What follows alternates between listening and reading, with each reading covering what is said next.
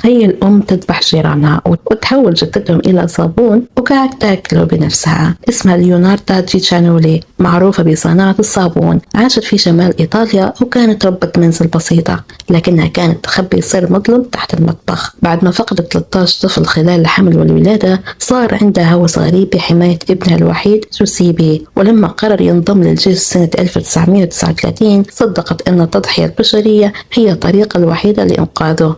ضحايا 3 نساء، كانت تستدرجهم بحجة مساعدتهم، تحط لهم منوم، تضربهم بفأس وتقطع أجسادهم وتغليها في قدر مع الصودا الكاوية. الدهون تصنع منها الصابون، والدم تخلط مع الطحين والبيض والشوكولا وتصنع كعك تقدمه لجيرانها. الشرطة شكت بعد اختفاء مغنية أوبرا كانت من الضحايا، وفعلا اكتشفوا القدر وآثار الدم في بيتها. ولما واجهوها اعترفت بكل هدوء وقالت للقاضي: القدر يلي غليت فيه اللحم كان بطول هذا المكتب.